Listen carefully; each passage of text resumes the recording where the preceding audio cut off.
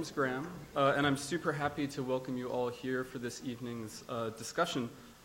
I'm the Director of Print Publications here at GSAPP, and so of course it feels pretty auspicious to me that this semester's very rich events calendar has a few publication-related talks, and that it's being so excellently attended. Publication, in the most evident sense of the word, is the process of making something public, of course, and so one of the big purposes of GSAPP Books, which is my function in the school, has been to help digest some of the internal discourse that takes place here and then send it out into the world as a kind of record of the research that's been going on here. And so this is something that Volume and CLab have been doing a really exemplary job of, I think, for quite a number of years now. And the addition of Volume that we're here to celebrate tonight about mechanical systems and architecture is, I think, an especially exciting one in this regard. In a way, I think it has its own ideas about taking an internal discourse and making it public, in the sense that it's taking all those sort of internal objects and physical apparatuses that make a building inhabitable and subjecting them to a more public than usual kind of scrutiny. And I think even the title question, "Is this not a pipe?" In a way gestures at that kind of uncertain status of mechanical systems within architecture. So I think that's a very exciting thing to look at. This desire to look more closely was certainly the aim of Reyner Banham's famous Architecture of the Well-Tempered Environment from 1972. And I think the editors have very consciously placed their project within that lineage.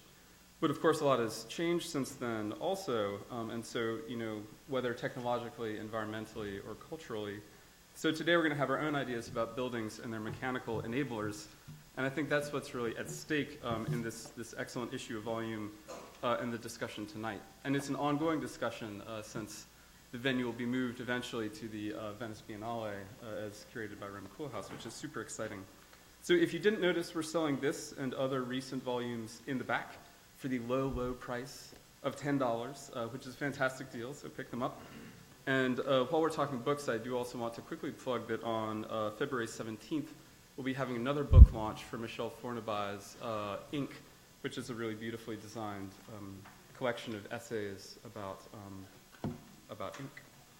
So we have really terrific panel presenters this evening, and they need extremely little introduction, so I'll just do this quickly and we can dive on in.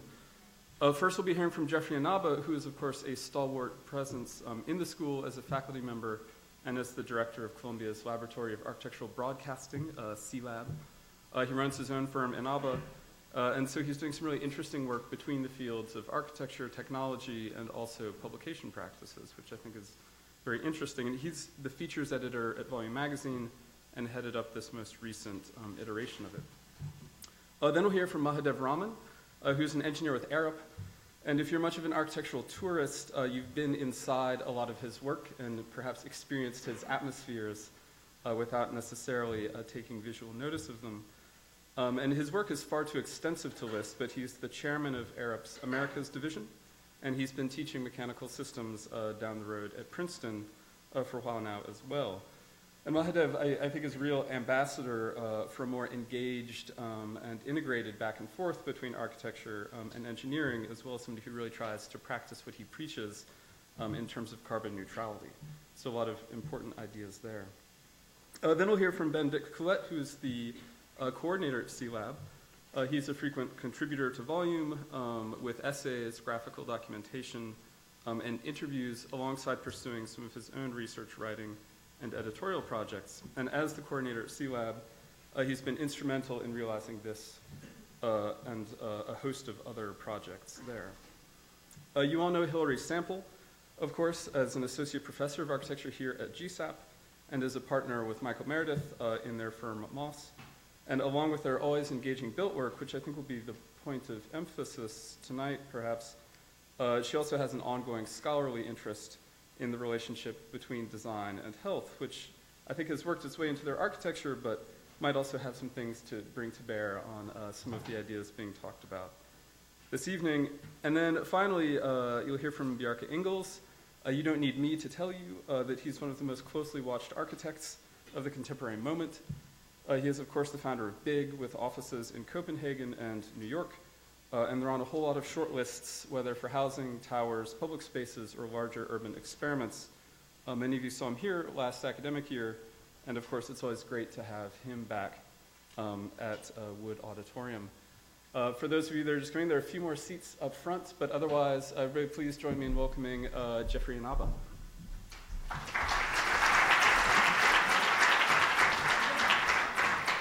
Thanks very much for making it this evening. Volume 37 was prompted by the rise of digital technology in cities and the application of those technologies in architecture.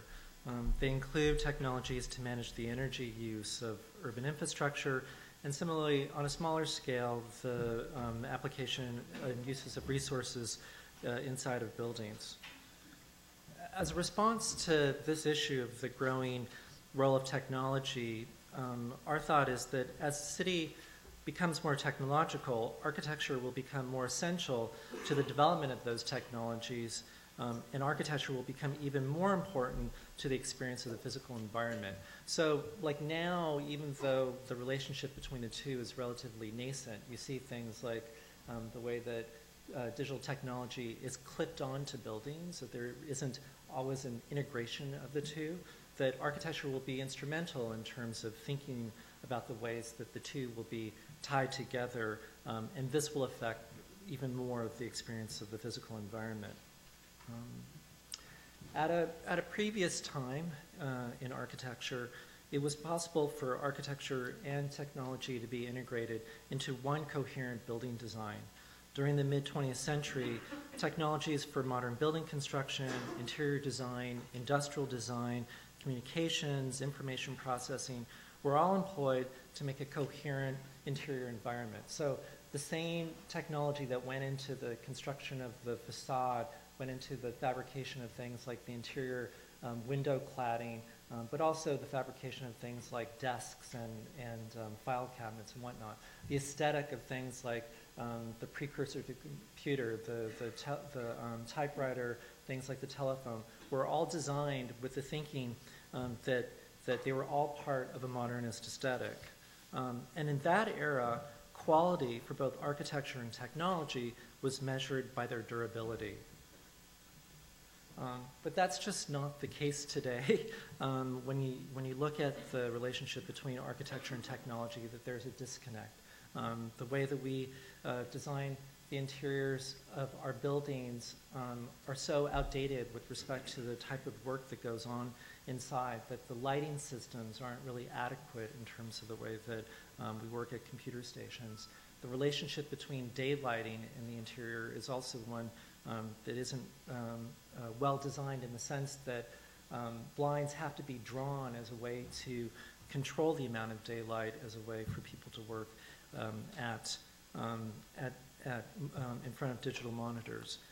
The average life of a building is 25 years, hopefully more than that, whereas the typical life of digital technology is something like 2 years. Because digital technology improves at such a fast rate, that it's more than likely that it'll be replaced several times over the course of the life of a building. And so as a result, the design of architecture and the design of technology are out of sync with one another.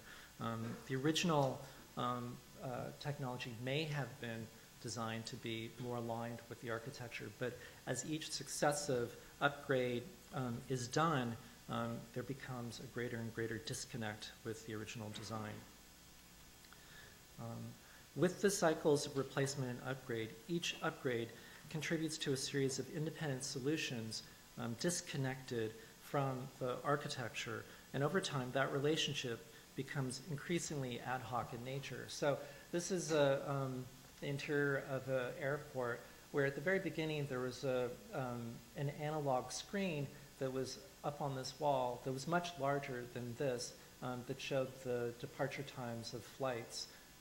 And as technology progressed, the ability to make screens that are highly legible from a great distance improved to the extent that you only needed a monitor this size to go on the wall, much smaller and much thinner than the original technology. And as a result, the relationship between the information technology and the architecture is one where it serves as being much more disconnected than was originally intended.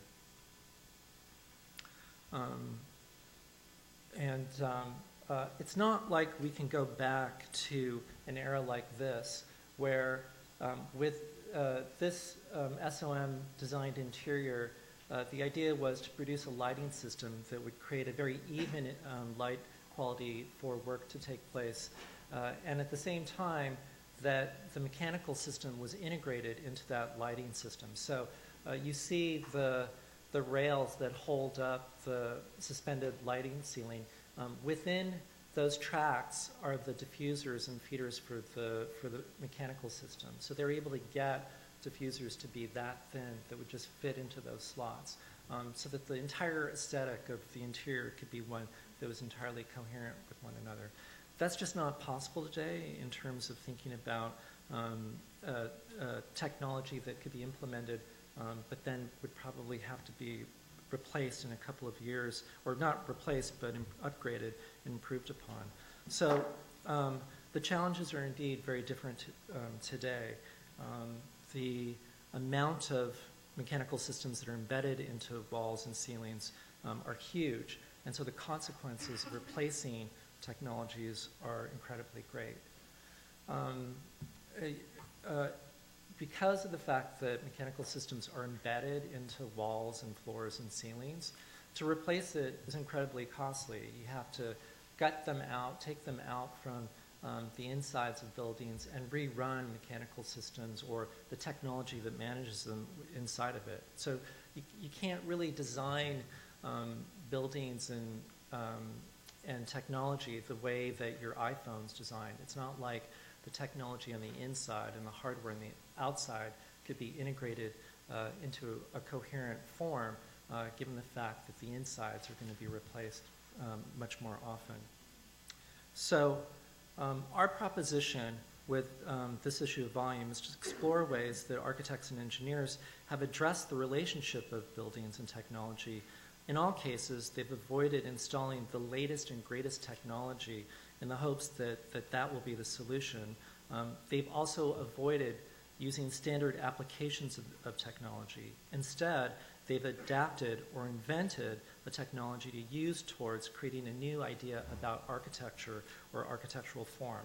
So I'll just give you an example of the kinds of, a kind of deliberation or thinking about the two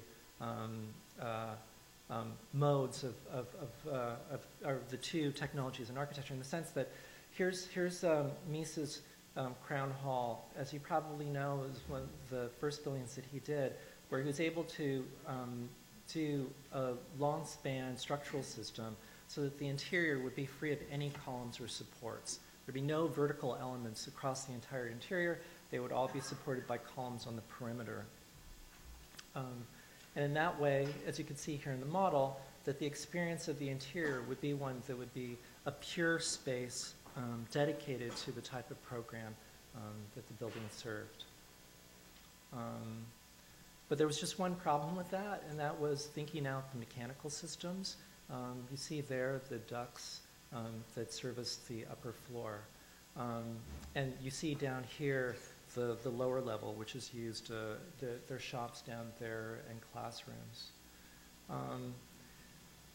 Mies went through a number of different thinking, meditations about what kind of mechanical system ought to go in here.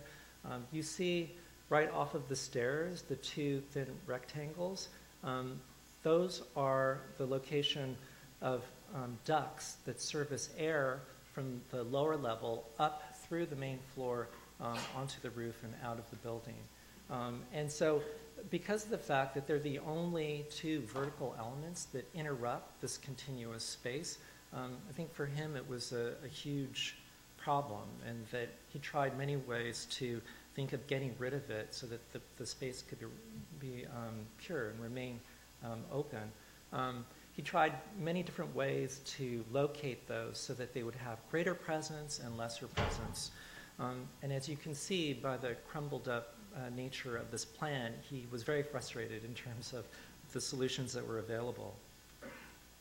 And then he was also kind of unclear whether this form, which was a function of the utility of the building, ought to also have representational value. Should it be something that should just go away, or should it be something that had even more presence?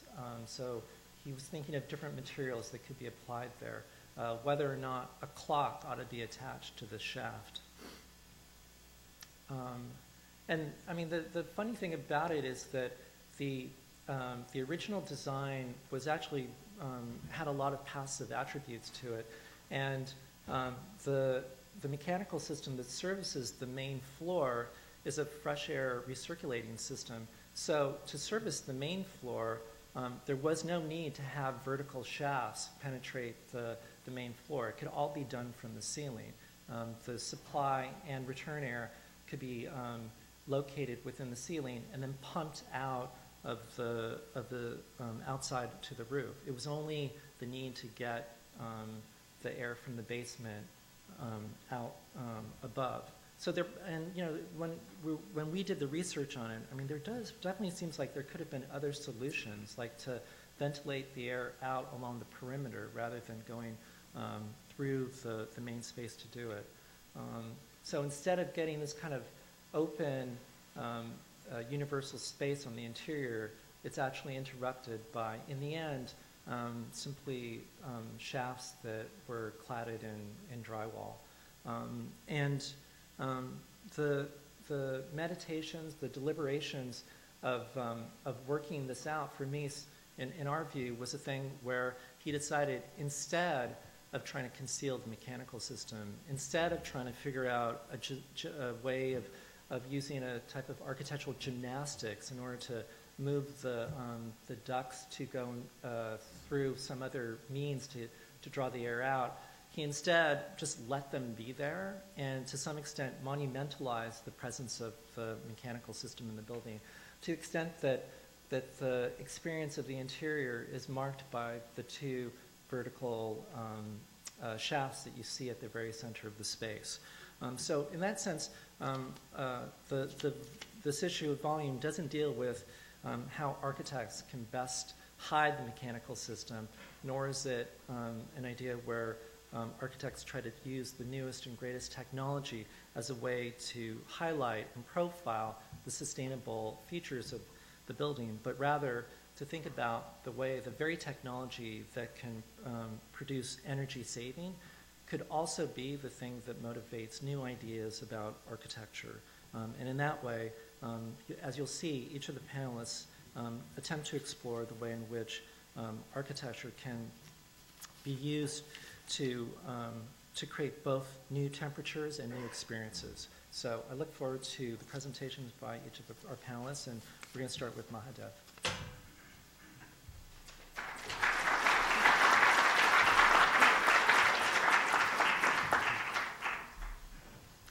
Do I use this? Great. So hi everybody, I'm Mahadev Raman. I am a mechanical engineer and have been in practice for about 35 years or so. When I first started working in this profession, and by the way, this mechanical engineering in buildings is really about making people comfortable. And the approach 35 years ago was really a very technological or equipment heavy approach, that you find out what you need in the space, and then you stick a heating system and a cooling system, whatever you need, and manage to neutralize the climatic influences by the use of energy. And if you think about where that approach came from, this image here is a good study in that. If you look at the Chrysler Building and the Empire State Building, they really represent an earlier era where people took a very kind of defensive approach towards the environment. The buildings are kind of massive, relatively small openings, use of natural ventilation, and so on. Air conditioning was just coming in at that time. It was the 1930s. Perhaps the earliest large air-conditioned building was a New York Stock Exchange, somewhere around 1900. And then by 1930, it was an established approach. But the buildings were still being built very much in a traditional defensive style. So with the Secretariat, the UN Secretariat, you see a completely different approach there. You now have a very transparent building with very a light facade, it's all glass, etc. If you scratch the surface of that, though, you find that in order to make that building comfortable, there's a massive cooling system that's placed in there. And in today's terms, it consumes something like 5 times the energy that you would really want to put into a building in order to cool it. But that became very much the approach of my profession, that architects do whatever you want, engineers come along, work out what it needs, and stick this massive energy-consuming system in there to make it all okay and comfortable. And that was very much the approach until the mid-70s, when we had the first energy crisis, where the price of oil went up. Suddenly people had to think a lot about the consumption of energy.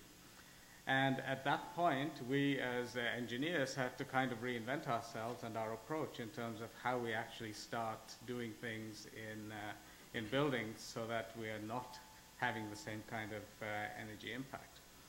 And at that point, I'm going to pause for a minute and take you on a real historical journey. First of all, to understand what it takes to provide comfort, you have to really know what makes people comfortable. And in the heavy energy use days, nobody bothered too much about that. It was just put enough cooling in so that you can ramp it up to whatever level you want, or heating or whatever. It's only around 1970 that one of Bjarke's countrymen, a professor from Denmark called Paul Fanger, actually did research into what makes people comfortable. And it's a very sophisticated and nuanced bit of research work, and he produced this paper, which is now the kind of Bible for people in my profession to understand what makes people comfortable.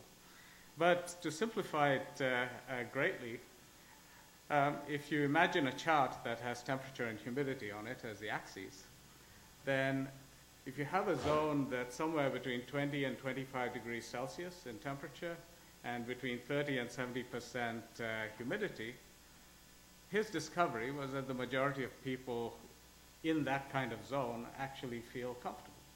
If you think about it, and what I've found in my practice is that this actually applies all over the world, whether you're working in the Middle East where it's very hot, or in a very cold country or whatever. Although people have different levels of tolerance to discomfort, in other words, someone from a hot country will tolerate hot conditions better than somebody from a cold country, and someone from Canada will tolerate cold conditions better than someone from Dubai. But if you ask them what are their ideal conditions inside the building, you find that they pretty much home in on this comfort zone, which was defined by Fanger. Now, that's actually quite remarkable, because we occupy such different environments all over the world, and yet what we desire inside our buildings is quite similar. Now, I had an insight into this when a few years ago we were asked to look at doing a project in a place called Arusha in East Africa. It's in Tanzania. And of course, the first thing you do as a mechanical engineer to think about how to make buildings comfortable is to examine the climate. And so what we do is we plot the climate on this same chart, the psychometric chart, and we see how far is it from this comfort zone, and what do I have to do to draw the conditions into the comfort zone from wherever they happen to be. What was amazing in Arusha is that all of the conditions were pretty much in the comfort zone anyway. Right? So it's like, wow, you know, this is like an ideal climate. I don't have to do any work as a mechanical engineer to create conditions inside the building. How could this be? Well, it turns out that less than 100 kilometers from Arusha is the Olduvai Gorge, where some of the earliest human remains have been found. So there's been continuous human occupation in that area for about 2 million years. And so there's actually an evolutionary basis for our requirements of comfort. And what is interesting is that wherever we've spread and however human beings have diversified from their origins in that part of East Africa, we've still retained this biological memory of what we consider to be comfortable. And my profession is essentially about creating a little bit of Arusha inside every building so that we can be comfortable. But what is also interesting to note is that what allowed human beings to escape from that, or to move out of that condition from there and into all sorts of different environments was really the taming of fire. And that started with an early human called Homo erectus. In fact, some people say it even started earlier than that. It was about 400,000 years ago, where Homo erectus was able to make use of fire. And in fact, it is the use of fire that has allowed us to really occupy very cold climates. Not so much the hot climates, but to move north, move up even into the Arctic regions, and so on. And in fact, the tradition, if you like, for my profession is the taming of fire and the use of that energy to create comfort conditions inside buildings. But by the time I started my practice, that had a lot of memory had been lost about how you actually achieve comfort. Because if you're working in a pre-technological environment and you have a harsh environment out there, be it extremely hot or extremely cold, and you don't have the ability to use modern means of heating and technology, how do you achieve that? And people actually found ways to achieve that using all sorts of passive means. And in fact, the rediscovery of those means actually started with the energy crisis in the mid-1970s, where we suddenly started looking at other approaches. Sorry, where do I point this? Or should I just click? Or we can use the advancers. Okay. That one. Great, thank you. So in fact, this was one of the first buildings that I worked on as a young engineer. The energy crisis was in full swing. We wanted to save energy. But you can see from this building that the approach was still a very technological approach towards reducing energy.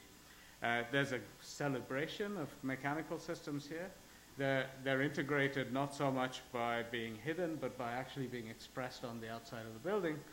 But there are some moves that are actually counterproductive. For example, the expression of all the stairs as a spiral created much more surface area than you would have to use in a building to occupy that amount of volume. And so this building, although it includes a lot of energy-saving technologies in it, a lot of innovations, one of the earliest ventilated facades, etc., underfloor air systems, it also does things that cause more energy consumption as a result of, for example, the use of surface area.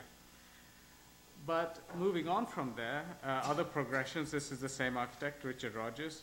Here there's a use of much more passive means. If you look at the office building on the right-hand side, the use of planting, evaporative cooling, exterior shades, thermal mass, all of those were put into play to completely eliminate the need for cooling in that wing of the building. And moving closer to home, to the MIT student residence, here the aim was to try and achieve in the Boston climate a building that would remain comfortable throughout the summer without the use of mechanical cooling systems. Now that actually defies the laws of physics, because the climate in Boston is such that it doesn't matter how good your passive means, you'll never quite get comfortable without some kind of use of air conditioning in the summer. But we were able to use shading on the facade just by positioning the windows inside of the structure rather than on the exterior of the structure, the use of thermal mass exposed within the space and so on, to minimize the need for air conditioning. So what happens in this building is that whenever the outside temperature exceeds 80 degrees Fahrenheit, a system comes on that's almost noiseless. You can't even see the diffusers in most places, and it just pumps in a little bit of cooled, dehumidified air, and that takes the edge out of the discomfort. So the students don't even realize that there is such a system at play, and they continue to open their windows and so on as normal. And then moving on to this building in Italy, where we were working for the Vatican, and the instructions right from the start, and this is a Richard Meyer project to celebrate the millennium. The direction from the Vatican was, we don't want to spend any money on systems, and we want to have the systems so simple that the parish priest can look after them and maintain them without any need for technological approaches. So that was an interesting challenge. And we actually solved it by making use of, again, some age-old principles. Underneath this entire building is an undercroft that has the foundations for these heavy walls and so on that make up the shells. And at the back is a courtyard. You can see the trees there in the model. We take the air just through natural means, through the foundation area, and it gets cooled down by association with all of this concrete and mass that's down there, and it comes up through slots in the floor. And the thing that makes the entire air movement happen is the skylight at the top of this building that generates an upward airflow. And so the entire system works naturally. And I was there on a hot summer's day, and it's actually quite pleasant on the inside. So, hey, it actually works.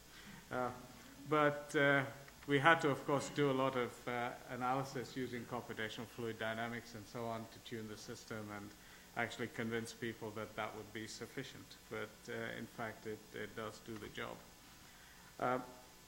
And there are different solutions that are appropriate in different climates. This is another Richard Meyer project, the federal courthouse in Phoenix. The climate there is one which is extremely hot and extremely dry. And Richard came up with a beautiful design for this courthouse, but it wasn't necessarily the best way to build a building in the desert, because he effectively put a greenhouse in the middle of the desert with lots of glazing and lots of solar gain and so on. And when you do that, you're really asking for trouble, because you get a lot of heat gain into the space, and how do you maintain comfort?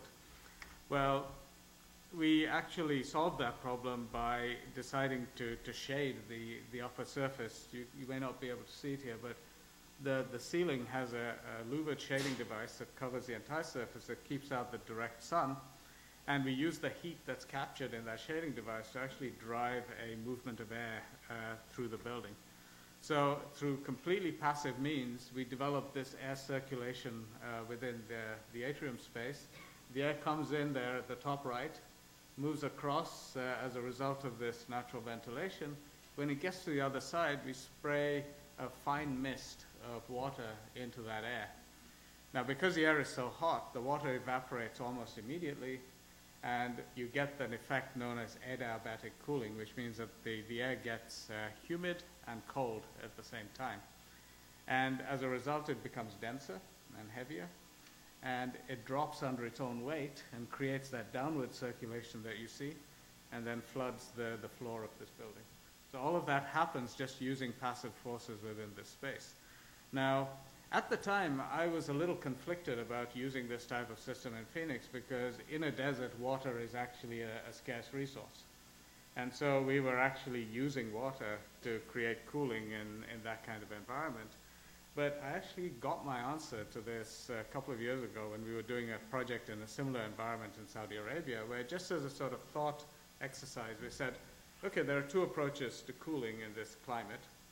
We have oil coming out of the ground. Everything is based on that. All of the water in Saudi Arabia is generated in desalination plants that are driven by this energy that comes out of the ground. So you have two approaches. You take the oil, put it in a generator, make electricity, run an air conditioning machine to create cooling. Or you take the oil, create electricity, put it in a desalination plant to create water, and then you use the water for evaporative cooling. Which is more efficient?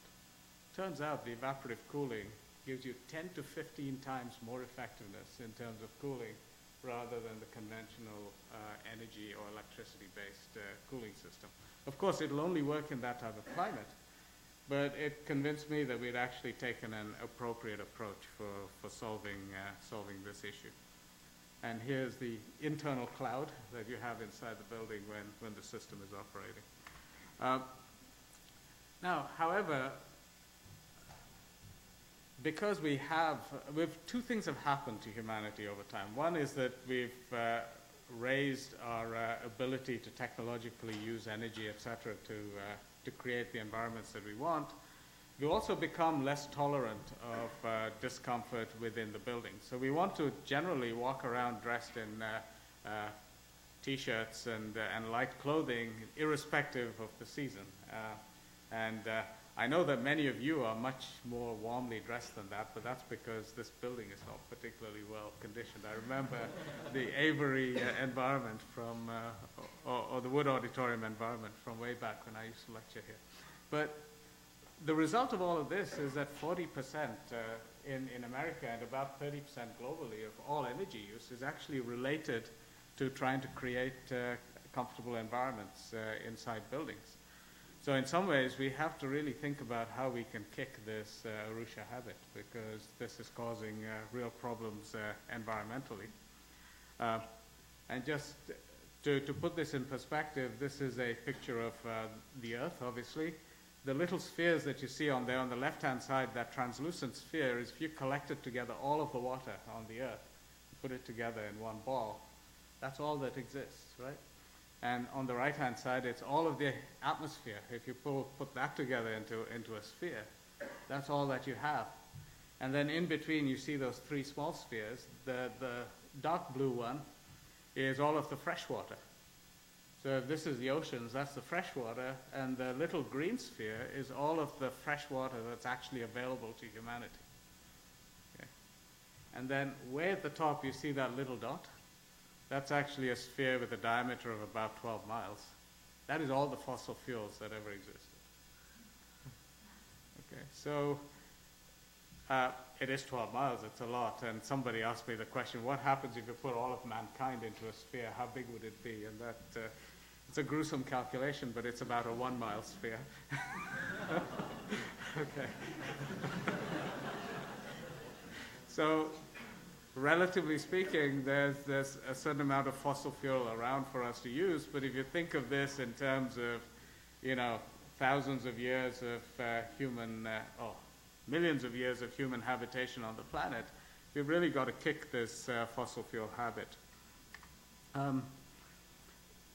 The good news on that front is that other technologies, whereas we started off with one particular application of technologies in buildings that has a very high energy use, moved on to understanding materials and passive systems so that we could minimize the use of that energy.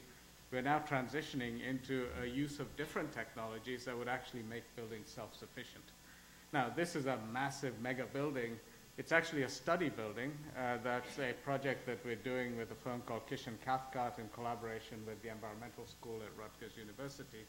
And the idea was, okay, if you had a 150-story building, what would it take to make that building self-sufficient? And the answer is, if you project technology up to 2020, it's not possible. You can get a lot of the way there, but there's still a sort of 20% part of your demand that you have to rely on external sources for. But by 2050, we think a building even on this scale can be completely self-sufficient in terms of its energy production and in terms of its water purification production and its treatment of waste. And all of this is backed up not just with hype, but with actual technical research on the projections of different technologies into the future. And the good news in terms of energy is that if the red dot down there is what human beings are consuming today, the amount of wind power that's actually available to us is the blue sphere, and the amount of solar energy is the yellow sphere. So there's plenty of it out there. We just need to go and get it and use it appropriately. Thank you very much.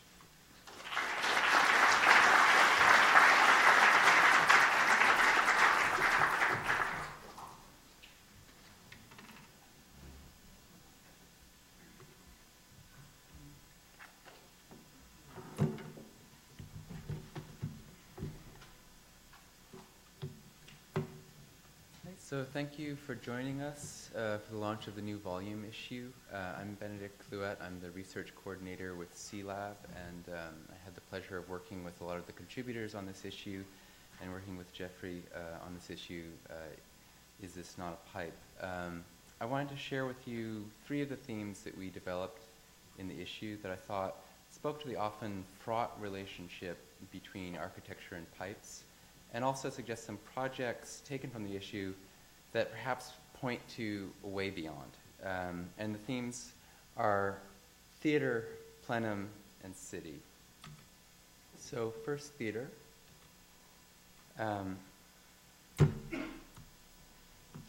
So the first modern air conditioner was invented in 1902 in Buffalo, New York by Willis Carrier. And this image is a patent application from 1934 for Carrier's schematic designs for an air-conditioned theater. And in it we see the first imperative of mechanization in the built environment.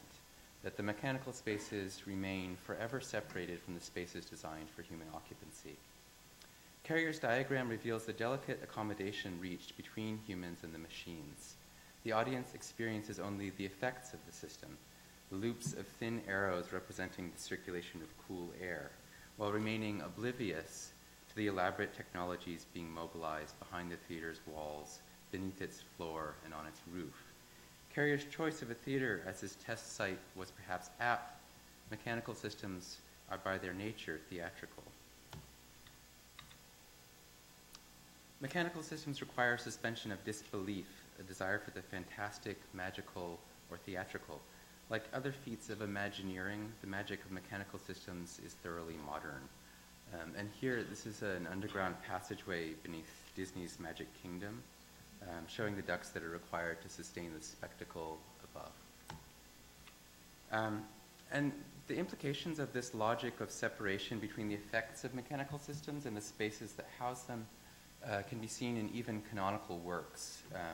The section of Louis Kahn's Salk Institute creates a strict division between floors of open laboratories, alternating with mechanical floors, which are here in blue, the famous Bjerndal Truss diagram, separating the inhabitants of the systems from the conditions they experience. And the effect in Kahn is to create a kind of timeless, mythic building, almost a ruin, by separating the occupiable spaces from the machines that support that building. And these are some shots of the mechanical floors in the Salk Institute. And here you see how the contingencies of machinery, their loose connections, spilled liquids, provisional fixes, are suppressed to conserve the building's essence. Ironically, perhaps 40% of Salk is given over to this type of space. So I want to suggest another potential trajectory for the relationship between mechanical spaces and architecture, and one represented by Sana's remarkable Toledo Museum glass pavilion.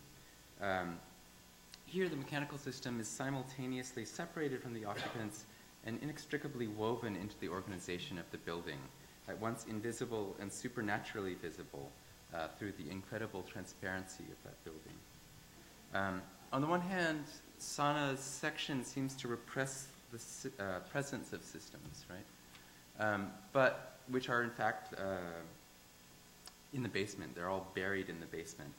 So almost the entire basement is taken up with an incredibly complex system of ducts and pipes that allow the building to maintain this incredible transparency with no vertical conduits.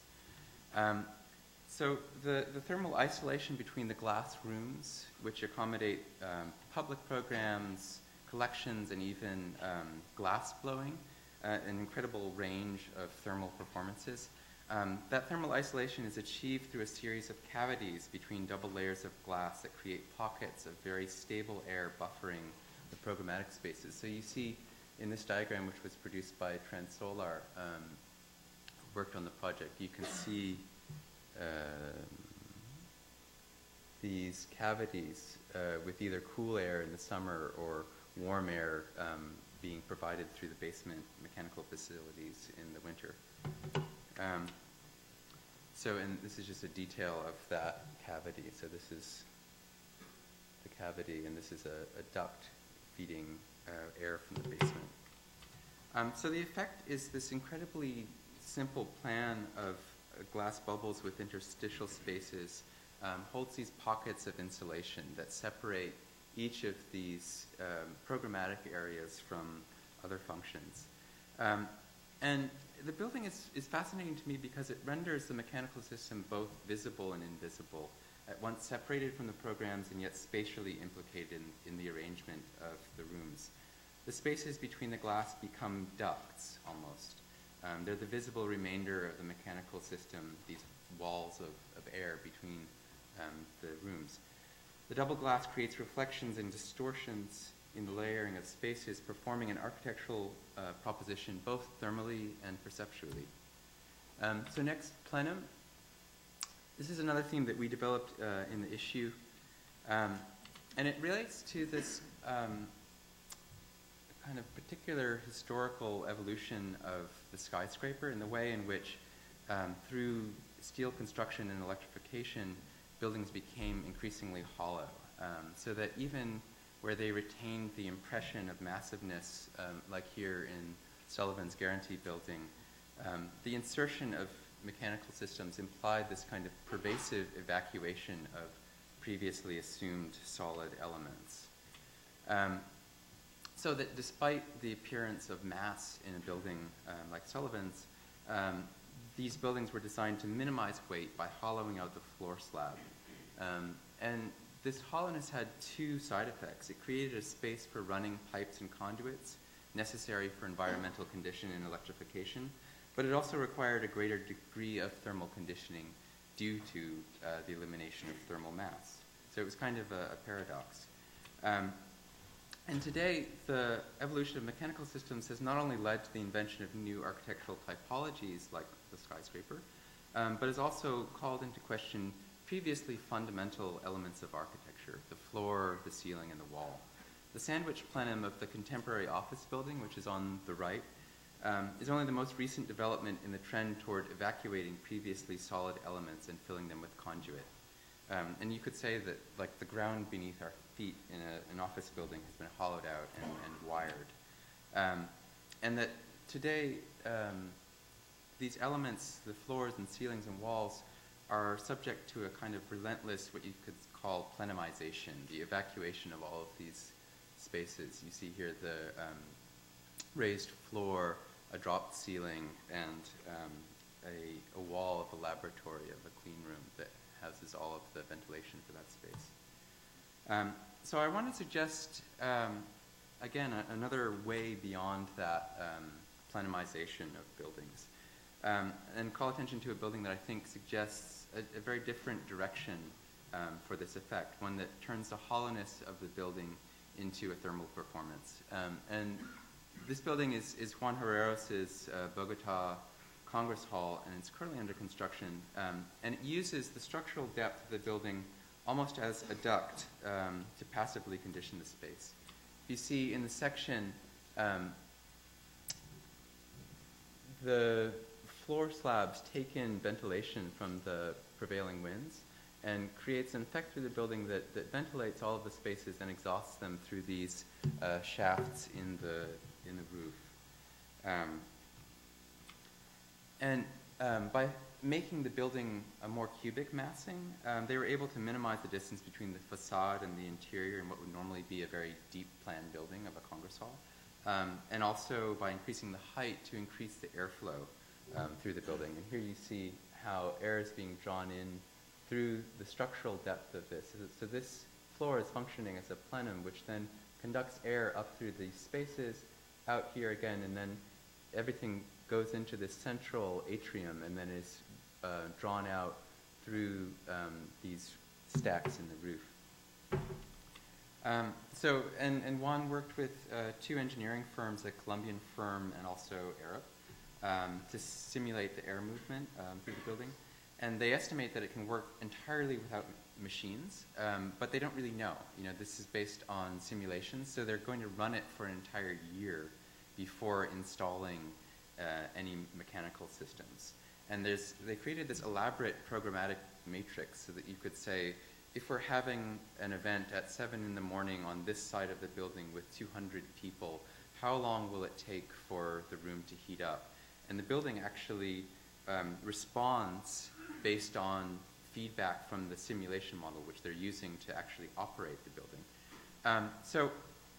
And they also have taken into account the idea that the building could in fact change in its program, you know, because Congress halls all over Europe are closing down because there just isn't the economy to sustain that necessarily. So in Bogota, the idea is that this could become a discotheque or any other kind of facility, and so that spaces which are now being used for passive ventilation could also accommodate more machines in the future. But I mean, to me, this indicates a kind of different potential for the hollowing out of architectural elements. One where the emptiness itself actually becomes thermally active. And lastly, city. This was another theme that we developed in the issue.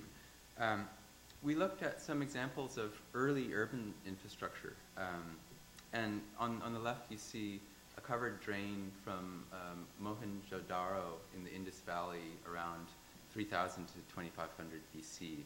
On the right, utility repairs in New Jersey in 2010. And the way that we realize that the way that resources are moved around is incredibly universal. That like the way that we make pipes really hasn't changed at all in 5,000 years. So in this settlement in the Indus Valley, this drain pipe was linking all of the houses. They actually had a water system which provided water and sanitation to each of the houses. And you know, it's an early way in which pipes are really what connect people to cities in their most physical aspects of washing, drinking, staying warm, cool, and clean. And so pipes serve as this kind of joint between people and buildings and cities, and create a relationship between cities and the citizens that inhabit them. So as an example, if you look at all of the different types of pipe that Rome produced, from terracotta pipes to stone pipes to lead pipes, and if you think about the role of infrastructure in the empire, it's very clear how pipes in a way are really the first product of civilization and the citizen in relation to the city.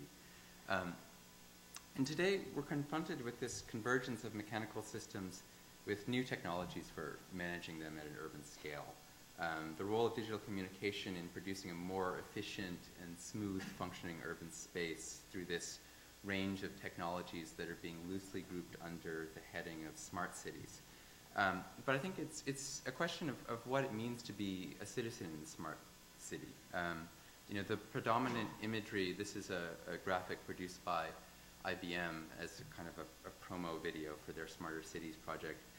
The predominant imagery shows arcs of digital signals over a computer-modeled landscape, suggesting a kind of transcendental consciousness operating the infrastructure. You know, but we know actually that the smart city is really rudely physical. You know, the smart city is this, it's more pipes. And it's maybe the kind of greatest example of theater, of this idea of theater, where the perceptual effect of smartness depends on the secret operations of this very rough machinery. And the idea of this kind of transcendent intelligence that's operating the infrastructures of the city could be seen as displacing a role of social relationships in determining the distribution of resources, right? That if at one point that was a matter of political process, it's now being relegated to this more abstract level of infrastructure and administration. And I think, you know, there are definitely effects of that that are very detrimental. That, you know, if the goal of smart cities is efficiency, this graph, I think, suggests that that may not really be a reasonable aim. If you see, the graph is showing new construction energy intensity. So the idea that after the oil crisis, this is the price of a barrel of oil, buildings have become a lot more efficient, right? So that energy intensity in buildings is decreasing after the energy crisis of the 70s. But in blue, total energy consumption is just going up and up and up, right? So if we continue to think about energy and energy use in terms of efficiency, and particularly efficiency at the scale of the building, it leads to really problematic assumptions. So I want to suggest, again, a different way out of that impasse, and a direction that architecture might take to some of the leitmotifs of the smart city. Specifically, the distribution of resources and the question of a kind of energy commons. And the example that I want to use, again, from the issue is Christian Keres's Leuchtenbach school. The school, which is this cube, uses a district heating system which is powered by this nearby waste incinerator. So the building actually uses waste heat from this to heat its floors, to operate its radiant system. And it has like double-channeled, double-glazed translucent channel glass walls which maximize the transparency and light. And the floors actually distribute this radiant heat from the incinerator. And it's vented, again, like the Herreros building, it's vented out through the roof. And this is an image of them laying in this radiant system and the pipes underneath the floors.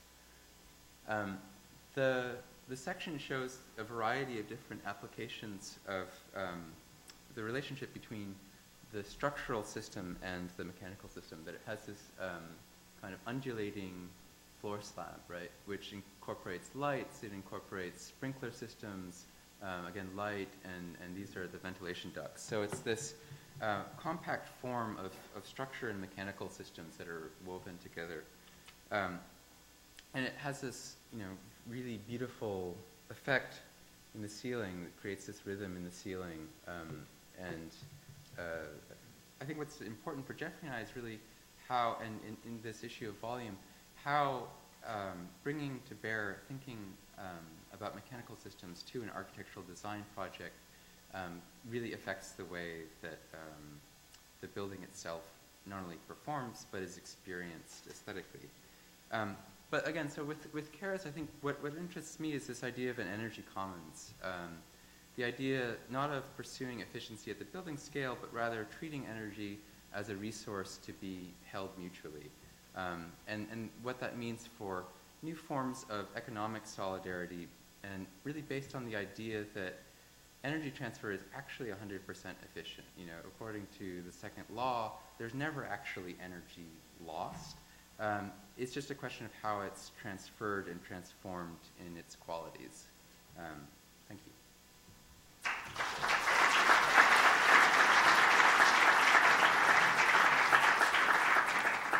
And next is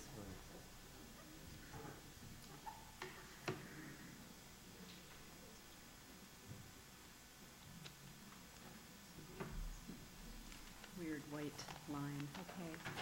Thank you, Jeffrey, and Benedict also for including Moss and our element house in this issue of volume. For the record, I'm not a plumber,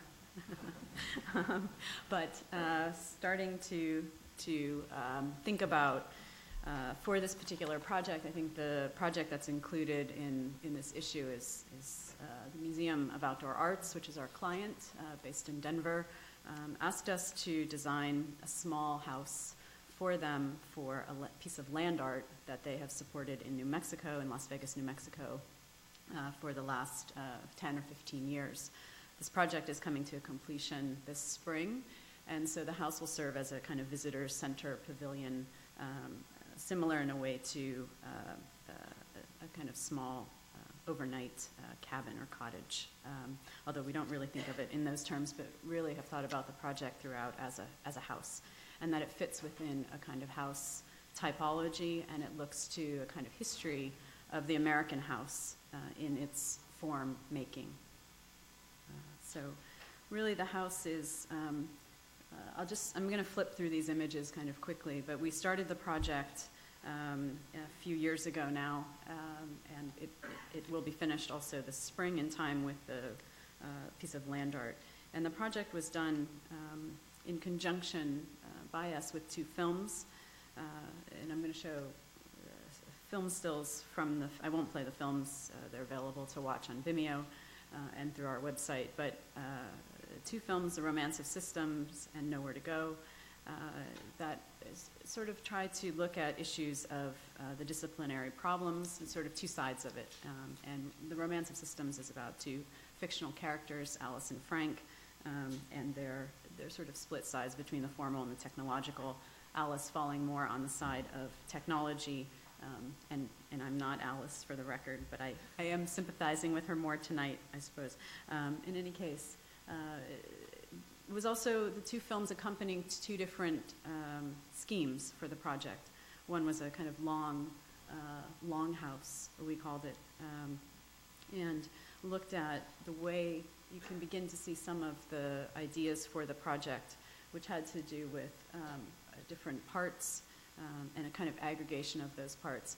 When we started working with the client, there was no site, there was no program, there was no budget. There wouldn't be much of a budget really in the end either, but one enough to build a small version of a house. through a kind of idea about how to approach the project through making the space and the form that was also had issues to do with environment. There were no prerequisites for the house. There were no demands. The client was incredibly open and incredibly supportive of architecture, so much so that it was more about an idea of making an architecture for a new ecology. This is to be something that addressed issues of energy and environment, but without all of the kind of technical additions like solar panels. Never at any moment were we asked to provide those things.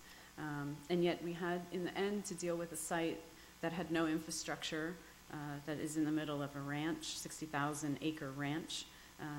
We have a well. Those are probably about the only pipes in the entire place. So we were really able to think about, I think, the form of architecture in a way that we haven't been able to completely on any of our other projects. Although that's not to say that the shape of the house isn't in response also to some other earlier ideas of the project. So essentially, the house is a series of solar chimneys.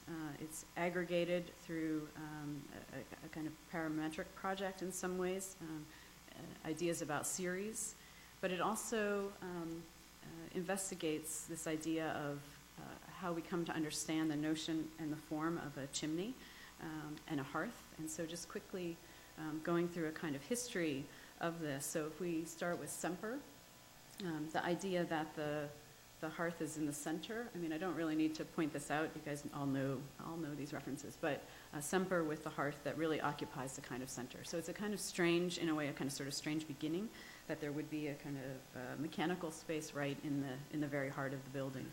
But then we know at least how this sort of transforms over time, becomes these kind of tall figures and tall forms within a house. And you know, the kind of one room on either end has the kind of chimney. Some of these things then have walls that fold down and separate, become more compartmentalized, and able to keep for warmth. Things that also then are kind of funny in a way, that somehow this house winds up having some kind of symmetry. So we know there's the kind of chimney, but then some sort of vent with the classic kind of Americana wayfinding system on the ceiling, on the roof. Through a kind of study also and looking, I think it's very important, and one of the things we try to do a lot is reference typology certainly, but also other architects' work. And we were very curious in working on this project to go back and look at what architects have engaged in the chimney, used the chimney as part of their architecture, and what does it mean? And I think we've been able to sort of uncover over a period of time, up until recently, a kind of interest in the way that the hearth is this kind of heavy anchor centered in the house, and certainly in Frank Lloyd Wright's hexagonal houses, that he uses both this kind of unit, but then also the hearth at the center in the kind of Usonian houses. So something we're very interested in. Anne Ting, even in her kind of experimental structural frame house, still references and includes a kind of chimney, so the sort of double chimney. To Kahn, and with Anne Ting in the Shapiro house, the kind of location and sort of doubling of the chimney and the fireplace, a kind of reference to it being both inside and outside at once, and that kind of formal axis and celebration of it.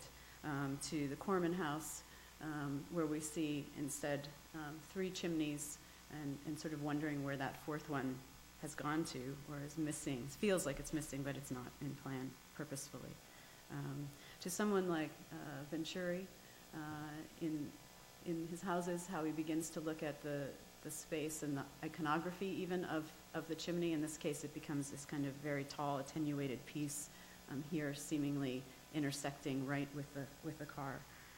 So this kind of more formal moves, and sort of it gets a little bit repetitive, but this kind of exploration to the point then where it starts to become collapsed into something else in this case, and starting to take on some other a kind of combination effect. In the Farnsworth house, we're very hard pressed to find anything like that in the plan.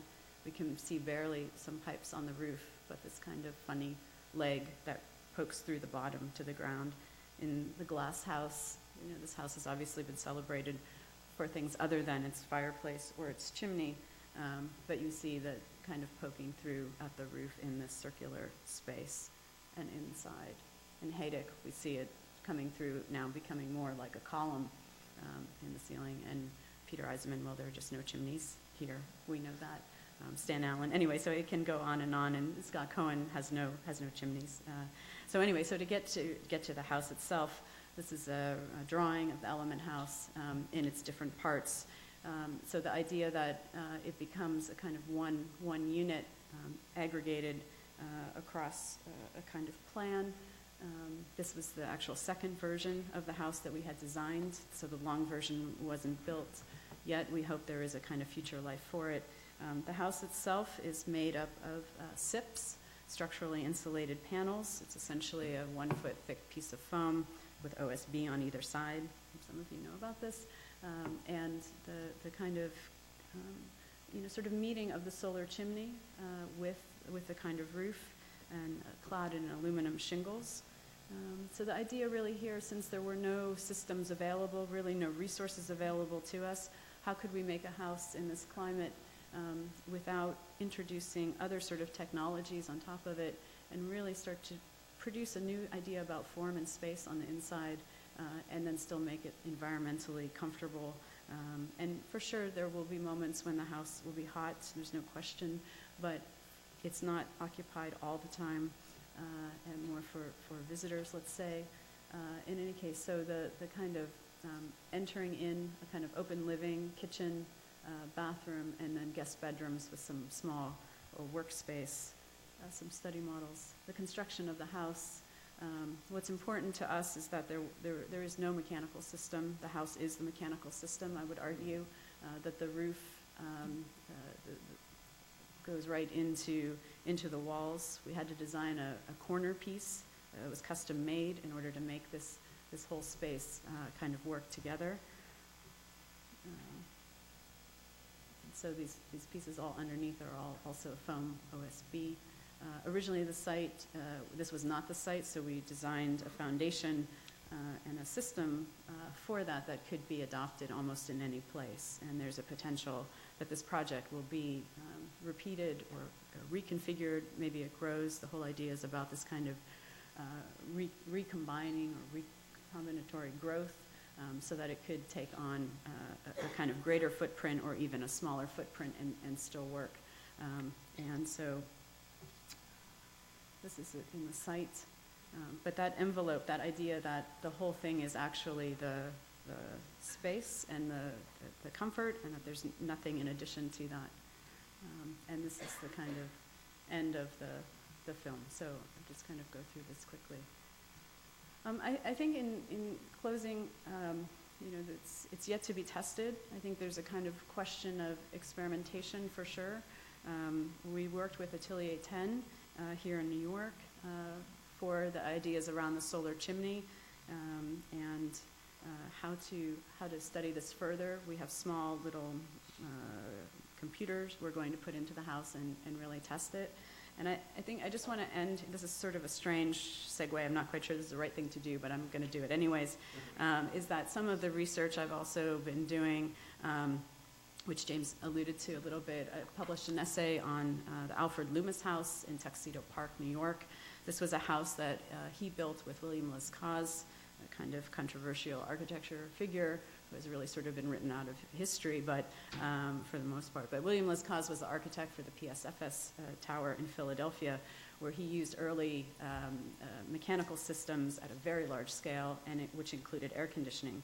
A few years later, here in 1937-38, Lescaz built a double-glazed skinned house for Loomis. This is Loomis here.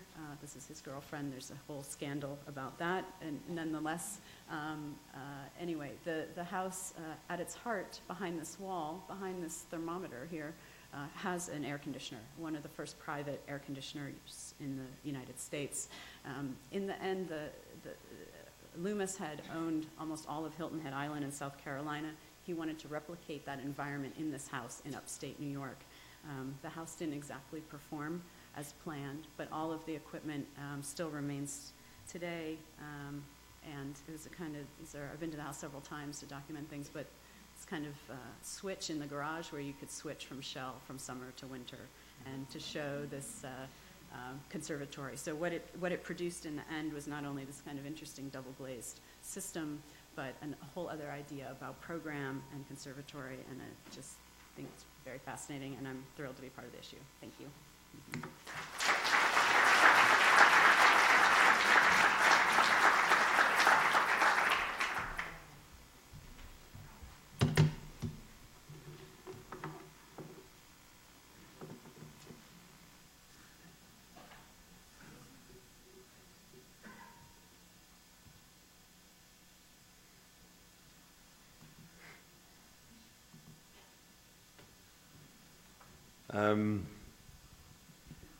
Yeah, basically, I'd like to speak. I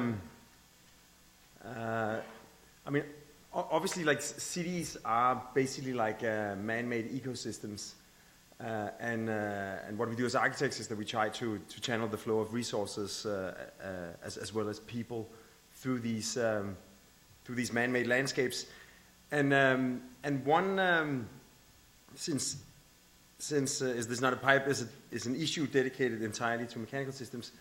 One of the things that have inspired us quite a bit lately is actually to look at the role that architects play in this environmental conditioning, that rather than simply outsourcing it to engineers or to product manufacturers, to actually see if the design of the buildings can once again play a real active role in the environmental performance of the building.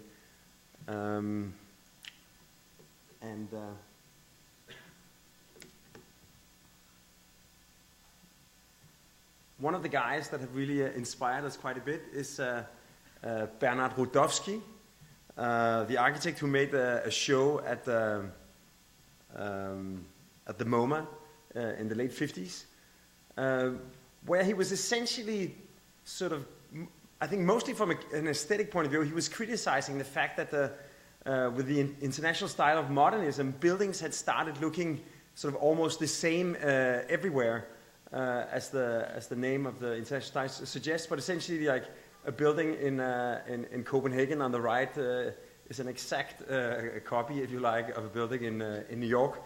And essentially, what had happened was that the advent of mechanical engineering had started sort of replacing what used to be virtues of the architecture or the design of the building, and replacing it with mechanical means. So essentially, the sort of air conditioning, central heating, mechanical ventilation was like replacing the thickness of the walls, the insulation of the walls, the solar orientation of the building, the proximity to windows, the operability of the windows. Electric lights suddenly made you independent of daylight even. So suddenly, the architecture wasn't really performing anymore. It just became like a pure container of space, like a big blank box that was tube-fed with this whole arsenal of machines that are essentially compensating, that are, you can say building services are a mechanical compensation for the fact that the building is bad at what it's designed for, namely human occupation. So you have to somehow compensate with all these machinery to make it inhabitable. And he came up with this idea that he called Architecture Without Architects, a short introduction to non-pedigreed architecture. So like he was traveling around the world and looking at how over like millennia human beings had found ways of using the locally available materials and the locally available techniques to respond to the local climate and landscape in ways that would optimize the living conditions, like the Mediterranean Greek villages with the white surfaces that sort of reflect heat as much as possible, the flat roofs that allow you to sort of ascend and enjoy the cool winds in the evening, the igloos that are of course designed to sort of create a minimum thermal exposure with a maximum contained volume. These Chinese courtyard dwellings on these like windy flatlands where you actually sort of descend into these courtyards that have like a comfortable outdoor climate, even though it's incredibly windy above. And there's like this whole series of architectural styles that are neither academic nor sort of aesthetic. They're like purely empirical, like for instance, like these dense cities in Yemen, where this language of chimneys capture the prevailing winds and actually makes naturally ventilated 6-story buildings without any moving parts. Just like this like ultimate symbiosis between the architecture and the surroundings. And basically what we're interested in is not this idea of like returning to some early days like the original vernacular, but essentially what you could call vernacular 2.0, that to use all of the new machinery, all of the information technology that allows us to model and sort of simulate and calculate the performance of the building, the thermal exposure of certain volumes and the resultant impact on the building, or like the movement of airflows through structures, actually allows us tools to sort of move the performance of the building away from the plant room and back into the permanent attribute of the design. So instead of architecture without architects, what we're interested in is engineering without engines. If you can actually make buildings that become less dependent on machinery. And that basically means that buildings are maybe not so much informed by the sort of the culture that they're in, but much more about the climate that they're built in. And I'd like to show you like a handful of examples where I just focus on one aspect of 3 projects. The first one being in Shenzhen. It's a humid subtropical climate. It's a headquarters for a power company, the electricity company of Shenzhen. It's a 1 million square foot office building, and essentially a big office building in a tropical climate. You wanna sort of resolve the dilemma that you want to maximize daylight and views while minimizing thermal exposure and glare. And essentially, together with Arab, we developed this very simple facade that maximizes all of the north-facing opening, minimizes the exposure to the south and the sunny sides. So when you're looking south, the facade looks like these sort of bamboo veneer walls. When you look north, it's a complete glass building, maximizing the daylight you get, but minimizing the glare. And this basic idea, within that logic, or maybe I can't leave the microphone. Within that logic, you can sort of peel bigger openings. You can create like a big lobby and like some executive meeting rooms that have larger openings. But essentially, everything that faces to the sun is as closed as possible, and everything that faces to the north is as open as possible. And this very basic idea reduces the thermal exposure and the resultant air conditioning expense with 30%. So without any moving parts, just simply because of the architecture of the building, it actually performs better.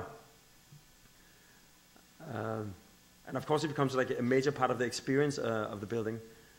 The funny thing is, we started this and we submitted the competition, and we won it based on a design that looked like this. And then we started like pursuing that idea further and further, and we tried to sort of come with even better sort of versions of the idea to the client subsequently. But at this point, the highest leaders had already picked the design. So at that point, like the performance didn't matter anymore. Now it just had to look like the competition-winning scheme. So so it's now under construction. But what I like it is that it also in a way that there's an aesthetic impact of the performance of the building. That the building, like the way the building looks, actually it looks the way it does because it performs better this way. So there's some kind of a synergy between the performance of the building and its appearance. So these are the foundations as they are now. Should be done in 2 years. In another climate, also in Asia, we got hired by Hanwha, like a Korean photovoltaics company, to make this laboratory building. And it's essentially, the master plan was like rather limiting the density, so it was like essentially like a very efficient box with very efficient layout of laboratories in the middle, a series of auxiliary spaces, offices, etc. And then we wanted to sort of try to make the facade a sort of a further development or an evolution of this idea that we started for Shenzhen. Basically, like, there's a series of landscapes, there's a series of like bigger public spaces, but the program is really simple. So we really focus the entire energy into the development of the facade. And essentially, when you make louvers, again, you want to maximize the amount of daylight, but you want to minimize thermal exposure and glare. To the south, you want horizontal louvers because the sun is coming from a relatively high angle. So horizontal louvers are ideal. They allow view and take the high incoming sun. But from the east and the west, the typical ideal sun shading is actually a vertical louver that is slightly tilted towards the north. So you block the low incoming sun rays from the east and west, and southeast and southwest, and you maximize the amount of cold daylight. But when you have like a more linear envelope, suddenly the ideal orientation of the louver varies more gradually, and you get this sort of organic louver design. So here you see like the basic idea is that depending on which way the building is oriented, the ideal louver sort of changes its orientation, and you can create a parametric model that sort of automatically generates the ideal louver geometry for any orientation of the facade. So if we would have just made a pure box, this would be roughly the louver orientation, but with the rounded corners, you can see these vectors sort of identify the ideal orientation. You can see the thermal exposure of the unfolded facade at the bottom. So with the hard edges, it really changes in a sort of hard signature. It becomes more like a sort of nuances or a gradient. And as a result, the ideal louver geometry sort of also changes in a seamless way. So basically, this is the south facade, obviously. As it turns the corner, it goes more and more vertical. And actually, towards the north, the louvers are vertical, but they also reduce in depth, because the only thing you want to block is actually the very early hours of the morning or the very late hours of the afternoon. So you can actually make the louvers less deep. But essentially what suddenly happens is that now, because instead of just applying a generic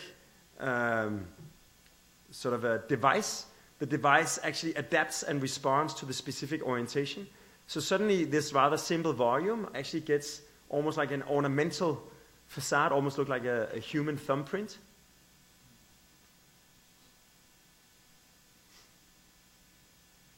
And the reason that this suddenly becomes feasible is because when we started looking into the facade again, like it's essentially an all-glass building with all of the mechanical systems expressed in the facade, and then it has this like continuous skin of the louvers.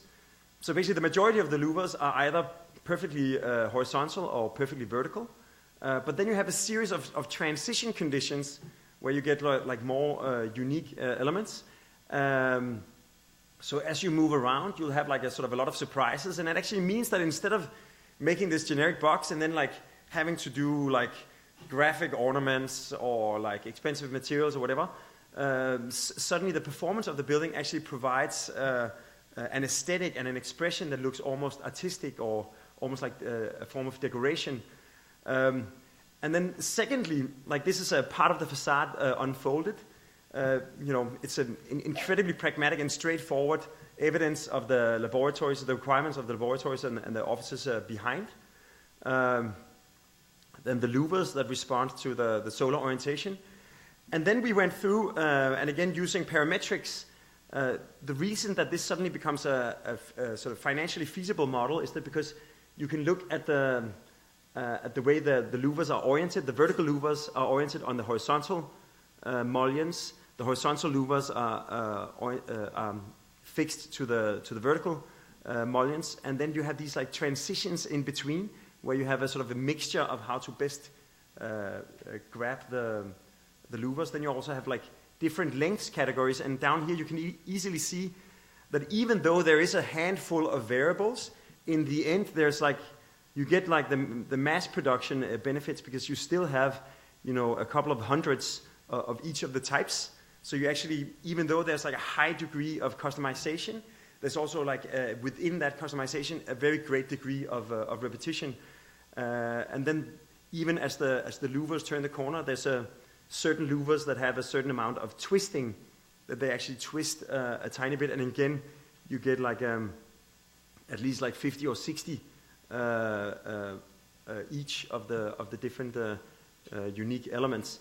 So essentially, going through this like parametric model, you can suddenly take something that almost starts resembling some of the ornamentation from historical buildings that make their facades look quite interesting, and it's actually purely from the performance of the building, but it actually is like industrially possible to manufacture it. So here you see the louvers. Some of them actually twist a little bit as they turn, and some of them also change depth as they go from the east and west to the north. So we came as far as doing a handful of tests of the different louver elements. We finished DD, and you from within, like sometimes you won't notice at all because like the horizontal and vertical louvers really disappear, but especially around the corners, you suddenly feel that there's something special going on outside.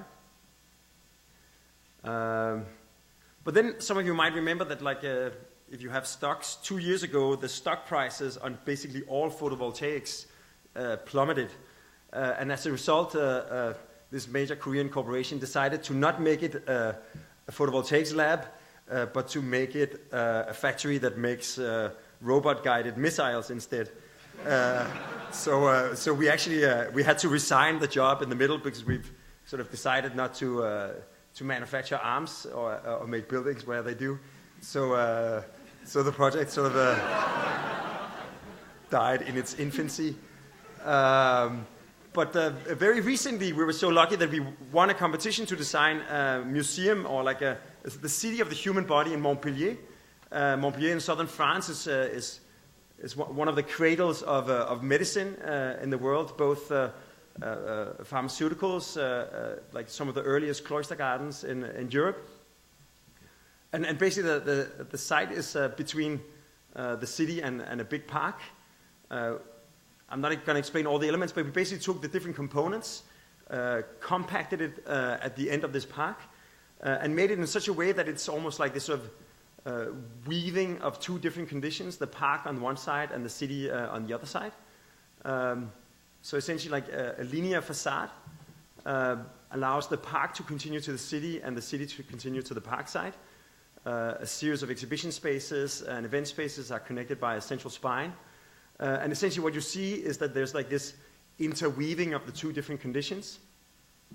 The park blending in and becoming these spaces of green overlooking the city, and the city becoming these little islands of paved squares overlooking the park. You get like these like incredibly gorgeous organic plants. And then, of course, like Montpellier is the warmest city in France. It's in a valley, and it's right next to the Pyrenees, so it's incredibly warm. And we somehow had to basically deal with the climate. And happily we had like a pure curvilinear facade to deal with. So we've applied the same system. It's scaled to this new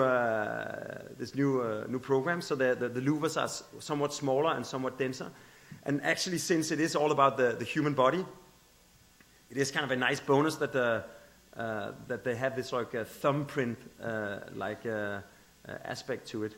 So both from the inside and from the outside, it becomes this sort of almost organic ornament, and almost like the biology of human beings, that each and every body function is the way it is, and it looks the way it does because of how it performs.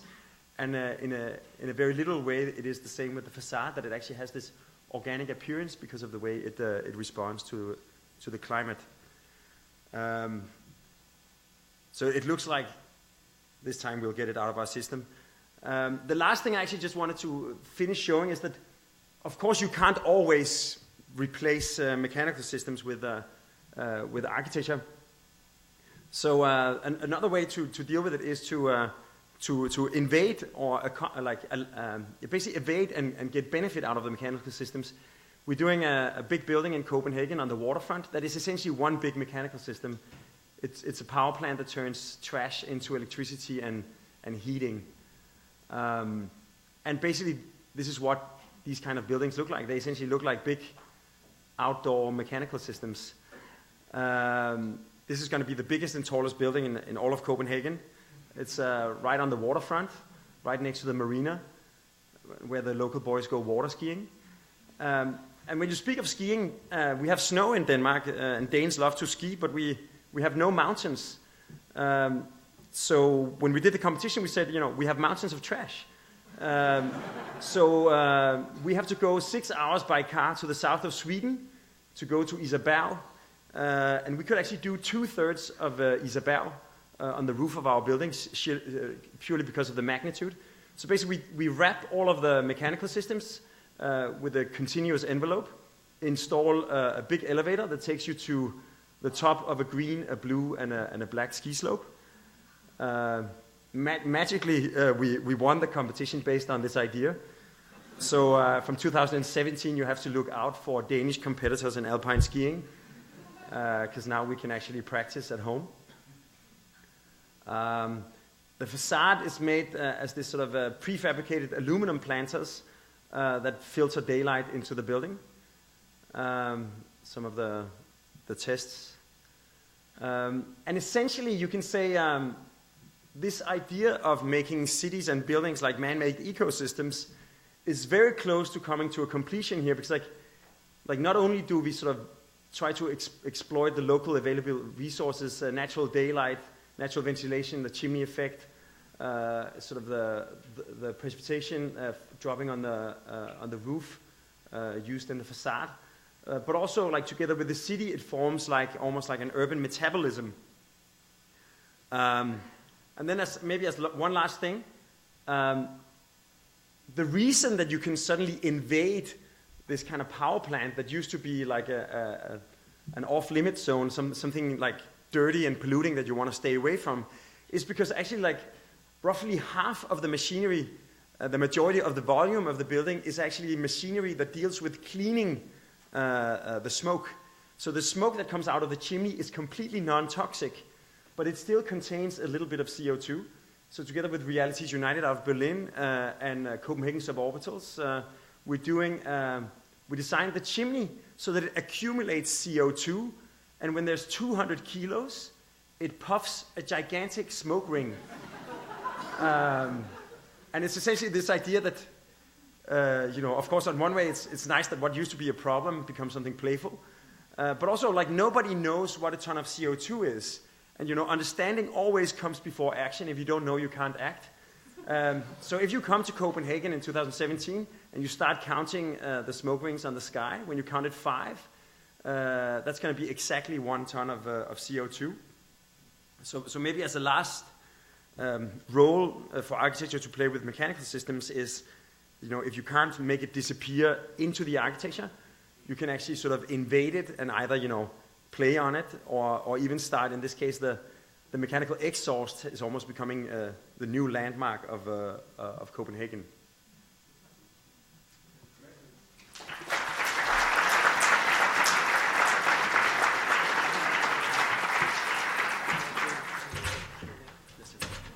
So if we could have our presenters come up here, we're going to do a little bit of a question and answer with them and field some questions that you might have.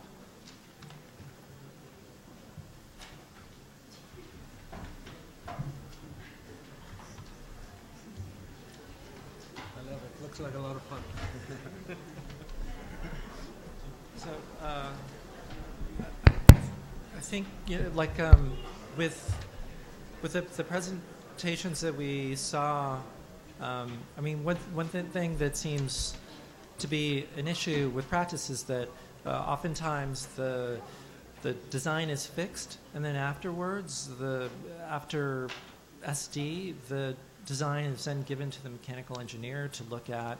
The mechanical engineer gives comments. the architect goes back to the DD phase, develops it, and at the end of DD, the mechanical engineer is given the project and then is asked to come up with a system in short order. If that's not the ideal design process, and if the ideal is that it's a collaboration where the mechanical engineer and the architect work together at the very beginning to come up with the design, the question is how does that actually work in practice? Like, assuming that budgets are already optimized, that the amount of fee that's given to the mechanical engineer is pretty much fixed by industry standard, what are ways in which there is room for collaboration? What are solutions in terms of thinking out how to work between the ideal and what becomes the problematic? I don't know if Mahadev, you want to talk about that. I think it's really an issue of mindset. It's not an issue of finances or industry practice or anything like that. If people want to collaborate, then they will collaborate. And in fact, the whole foundation of our firm is about that kind of collaborative action amongst professionals to develop something which is greater than the sum of the individual parts.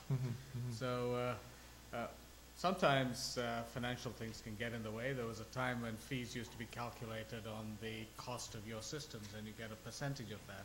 Now, if you're trying to design with building physics to eliminate the systems, then you could hopefully, or you could end up working for free, which doesn't work. So we've got around that. I think that the idea of collaborating from the earliest stage with many disciplines is now common, and it's not just a part of a few firms. Sure. The important thing, though, is that the training of the individuals that are performing their different roles in the design has to be such that they can actually communicate effectively with each other. Yeah. And I think the real challenge is that communication on a regular basis and on an interactive basis. Yeah, yeah. I mean, I think this is a question for Mahadev, Hilary, and Bjarke. I mean, where do you see the greatest opportunities in terms of integrating aesthetics and climate control? Because like one would think that thinking about the internal building organization and program would be an ideal situation. How can you think of programs that would that could be arranged in relationship to one another to take advantage and leverage the thermal dynamics of a building? But then, again, there are probably restrictions in terms of code, in terms of the way that local building requirements go, that it might be that most of the opportunity in reality is the skin of the building rather than the interior of the building. How have you seen that play out in your experiences? How have you thought to think about mechanical systems both on the inside of the buildings in terms of the way that the section works versus the exterior of the building? Maybe I think one thing is, of course, like the ubiquitous requirement for flexibility, that if you make certain solutions that are overly dependent on the program of the different occupants, if that was to change, that sort of locks you in. But we're actually doing a project in Paris, which is 8 million square feet of mixed program, and a lot of them are highly specific. So there's like there's a water park, there's a snow park, there's a theme park, there's an adventure park, then there's like a series of performance spaces, tons of retail, some hotels, etc. And there you actually have the economies of scale, that you have so many square meters, you have such a great variety of programs of rather extreme uses, like for instance the proximity between the snow park and the water park allows them to essentially be each other's heating and cooling. And then they are going to build it all in one go. It's like, that's the other thing, like even though there is within a city an amazing amount of opportunity for exchange of resources, because everything happens not simultaneously. It's not simultaneously. You can't really nest it into the fabric, so you need some bigger centralized systems that might not be able to utilize the same the same synergies. But then actually, like one one project we're involved in Vancouver that I think is maybe a quite interesting example is where we're doing this sort of hack. That in Vancouver there is a loop of the pipes for the fire hoses. The fire main, right? Yeah, it's at the fire main. And then it basically connects a major residential area to a major sort of office downtown. And now with our client, we're looking at basically having he just bought a heat company with the intention of placing it in our development. And there we would actually be capable of hacking the fire main to exchange hot water from the excess heat from the offices to heat the residential. And I think a bit like Benedict's presentation about how pipes have remained the same for the last 3,000 years, or was it 5,000 years? There's maybe a lot of infrastructure sitting there that you could maybe appropriate and use for new kind of holistic thinking. Yeah, that's great. I think for us, we have obviously smaller projects and smaller budgets, and often it's an issue of how to do something because without these kinds of systems. So for us, and its kind of beginning was a project near Rochester, New York, that has actually a kind of opening. So it's almost the reverse of what we've been looking at with these solar chimneys, but an actual opening in the middle of the house that allows snow to go through. So you can be sort of on the inside but see outside. So there's a kind of, I think, a reversal of view and occupation, but also I think it's what you're saying about a kind of invention of programs inside. Yeah. So I think for us, that's really where we're looking. We're working on a project in Brooklyn at the moment that has to do more with a kind of invention of program on the interior and between the floors, and also a kind of conservatory. But I'd say that the project where we're experimenting the most, maybe without systems, is a project that we're working on in Kathmandu, which is an orphanage. And there it has to do mostly with the kind of how to maintain structure in that case. And so everything else is much more open, and it's about a kind of enclosure and thermal mass for those things.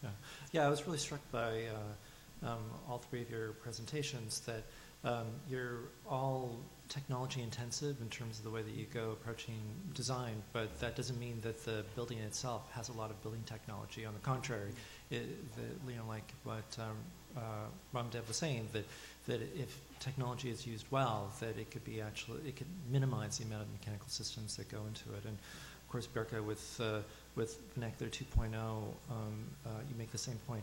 I mean, I think that Hilary with the Element House, it goes to the you take it to the point where it even transforms the typology of building, so that instead of the traditional chimney, the chimney with fire goes away, and the chimney turns into a solar chimney instead, and that instead of having walls to divide spaces, that they become much more continuous because of the chimney effect.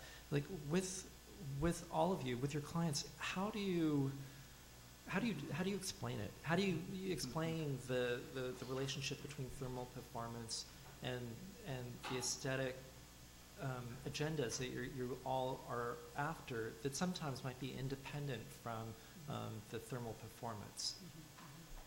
I mean, in the case of the Element House, the client was, as I said before, really extraordinary in that she wanted something that was not, usual or typical. So it was already, we had a kind of freedom to do something. So it was already expected that, it wasn't about, now we're going to talk about the systems, and now we'll talk about the facade material, and it was all part of it. And I think in the end, that's what also helped drive the project and its result, that it is this kind of one sort of thick skin for the project that produces these other type of almost Boolean sort of spaces in the interior. So. On the church in Rome, we had the added issue in terms of communication that the client didn't speak English, and nobody on the team really spoke Italian, except for one person that we had as a translator. And there, what is interesting about a lot of the technological tools that we're now using, that's where the high tech is, to understand the building physics and minimize the actual physical systems within the building. But these technological tools are also good in terms of graphical demonstration of what's going on. And with those graphics, you're actually able to communicate much better to people who might otherwise not have an understanding of issues of comfort or energy, etc. Yeah. Great. And Bjarke, can you talk a bit about the vernacular? This is sort of like a conversation that we've had ongoing. I mean, what I think is really interesting is that you really are committed to finding things in the vernacular. I mean, it's not a thing where it's just the way that the system works, but it's actually trying to adapt it so that that you learn from the environment over the course of the year. You learn from construction techniques, and you really deeply try to integrate it into your buildings. I mean, that's something I think that is a dimension of Big's work that maybe people don't see or realize. Can you talk about more your fascination with the vernacular? I mean, I kind of would think that it's, like my initial thought was that you learn from the vernacular, you digest it, you kind of incorporate it into the design, and that the registration of the vernacular is not really that important. But I find it really interesting that you kind of think, that you really think through the process so that it's there in layers and is legible in a lot of ways. Yeah, but I think what I'm interested in is the idea that what Rudowsky identified with Architecture Without Architects is that this empirical process of architectural evolution, where over decades or centuries or even millennia, it actually it's not just some kind of invisible optimization. It actually produces radically different styles, radically different expressions that end up having a certain beauty or like a highly different urban typologies that even also have different social possibilities, etc. And I think it is interesting, and I think it's almost like this idea that architecture. And I think the main impact of Rudowsky's analysis was maybe postmodernism, that people started again going to some historical vocabularies or some local types, and then they started adding some slightly lame quotes that would it was still like a completely modern building, functioning like a modern building, but then it had doodads, some gimmicks, and then I think there was an aspect of it which was maybe a little bit more interesting, but maybe slightly from the same school, but Kai Fisker, the Danish modernist, Kenneth Frampton has sort of credited him for coming up with critical regionalism, which is essentially was that back then you couldn't make flat roofs that would hold water, so it would drip inside when you were doing it from Germany and above, it was just dripping into the buildings. So Danish modernism quickly got pitched roofs, so they wouldn't leak.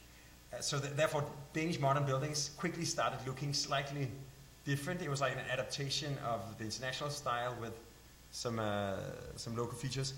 And I think what we are interested in is to try to sort of identify in the different vernaculars what have driven the vernaculars. What are the climate conditions, or social conditions, or landscape conditions, or materials possibilities that have created these languages, and see if there's some lost knowledge that can be reconquered.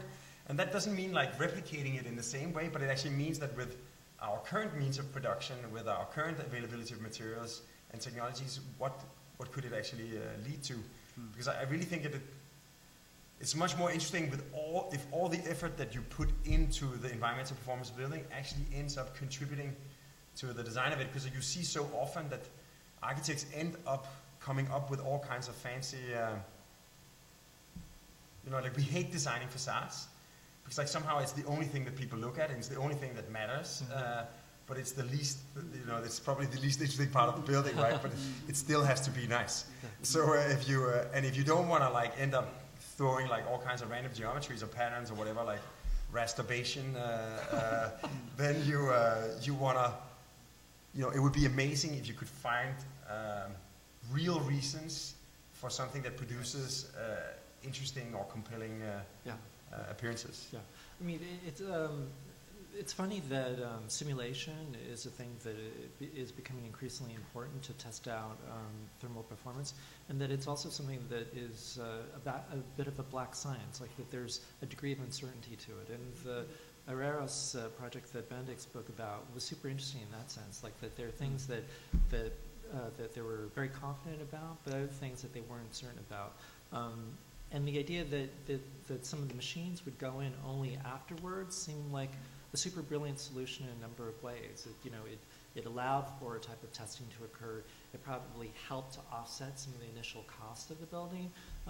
It announced that the building would be about exploring program, which seems perfect for a forum. What do you see as the kind of the building design opportunities that modeling can allow for? Apart from just the execution of and demonstrating to a client what the performance would be. Because it is still a kind of imprecise science, it seems like it would be an opportunity. It's getting more and more precise. Yeah. I think that there is still a lot of uncertainty in terms of the way in which buildings are used. So the most unpredictable aspects are sometimes the users and what they decide to do with buildings and operate buildings. Climate is fairly unpredictable also. I mean, overall you can get a sense, but the individual transitions on a day, maybe not. Yep. I think the simulation is getting better in terms of predicting reality. And what is happening with that simulation, if you use it intelligently, you can actually use it to optimize the building and the various components in the building ahead of time. But more than the simulation itself, I think that the other interesting idea with this vernacular 2.0 is that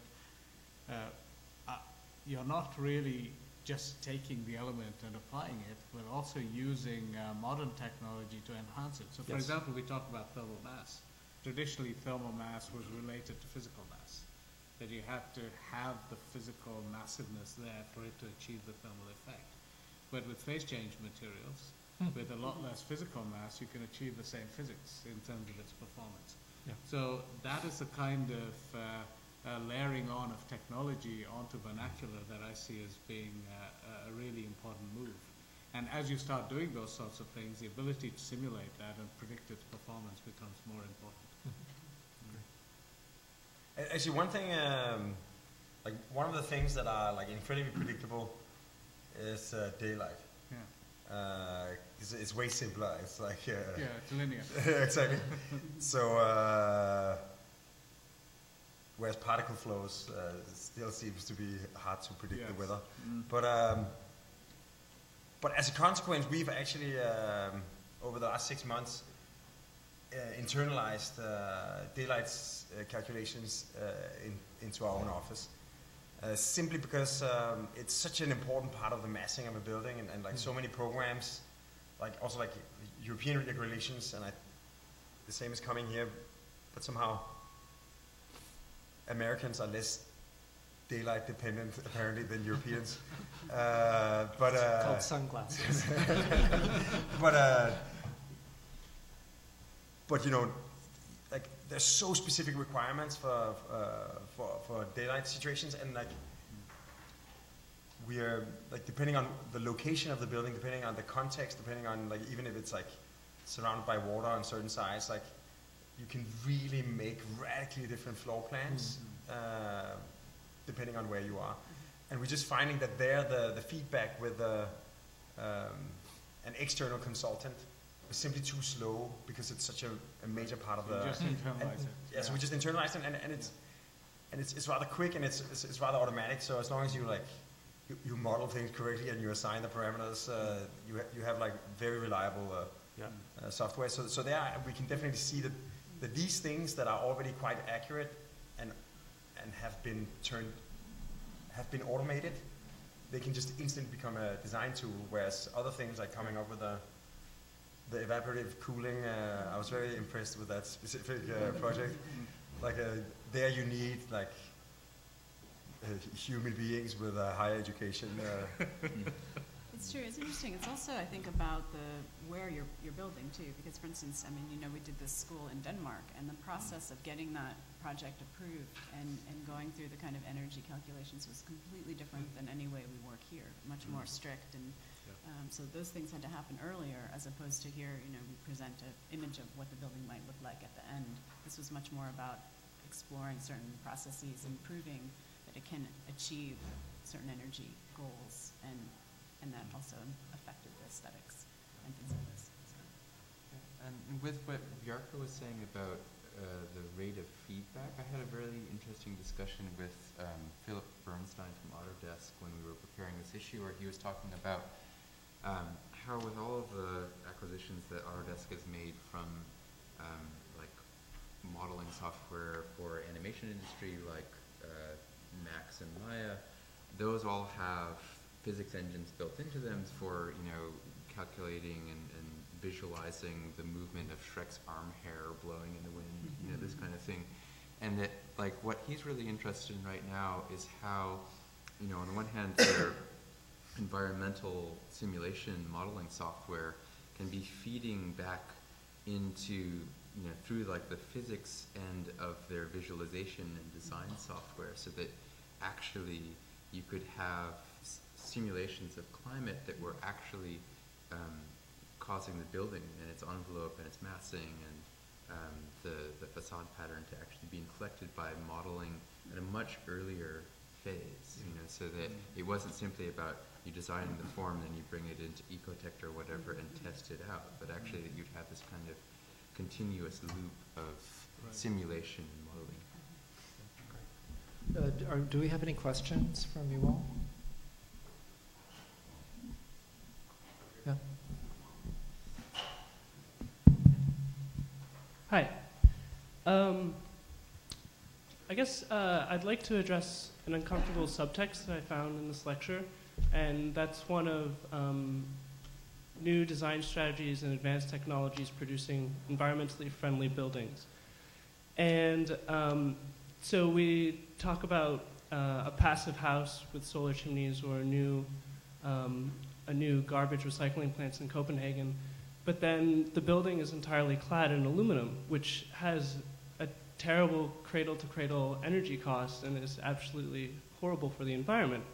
So I just don't think that these buildings can be considered good for the environment, and I have a problem with the way that I think in the profession is endemic of marketing eco-friendly buildings as being sustainable. And I think Benedict pointed this out with the graph, with the increasing efficiency is not creating a better climate, a better world for the climate. I just wonder, are there other, like, have you ever approached a client and been like, you know, let's just take off 5 stories off the top of the skyscraper and we'll save like tons of CO2 emissions instead? I mean, I'll speak to that a little bit. The house is 1,500 square feet. It's super small. It sleeps family of 3, you know, like 3 couples and kids and things like this. So it's actually, density is kind of big on the inside. The aluminum is mechanically attached. It's not with adhesives and all these other kinds of toxic things. It's very thin, so it doesn't actually absorb heat. It's reflective. So, I mean, in terms of those kinds of things, I don't know that that's totally accurate, but that's the kind of story behind it. So, anyway, it's a kind of prototype and experiment. And I think one of the things, too, that we've been doing in other projects are kind of post-occupancy studies with these little that's where the doodads maybe happen for us and afterwards, so we can see whether or not these things can work. But anyway, that's what we're trying. I mean, I think also, like, you have to sort of take responsibility where you can. For instance, like when you talk about aluminum production, if the aluminum is primarily, it's actually a rather clean technology. It's just like rather energy intensive. But for instance, if you place the smelting plants, which there's like general like global legislation about doing, where you have available, for instance, hydroelectricity, like abundance power that doesn't come with CO2 emissions. It's actually like, although it is energy intense, if the energy is clean, it's a rather clean material, and it has the advantages that it's incredibly light, which means that you minimize the use of, like for instance, the steel to carry it, etc.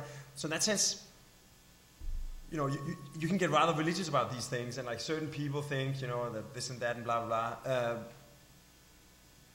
What we try to do when we work is that quite often the cost really reflects the amount of resources that have gone into a material. I mean, of course, there's things like labor, but you know, in a highly industrialized part of the world, the cost that a material has tells you a lot about how many resources, how much transportation, how much electricity, you know, how much rare material has gone into it, and therefore, in the end, cheap is actually an interesting parameter when you talk about environmentalism. And I think, especially in Europe, where you don't have the same sort of energy subsidies as I think you still have quite a bit in North America, and where there's a lot of environmental taxes that actually regulate the costs of certain products if they are sort of disadvantageous for the environment. I think where architects can really play a role is to make sure that the buildings we make perform, because it's very hard for us to really control what goes into the different industries, and I think that's where the industries and you know, the chief operating officer of a smelting plant, or of course global and national legislation, I think what we can do is we can sort of try to make sure that the buildings we put out actually perform. Other questions?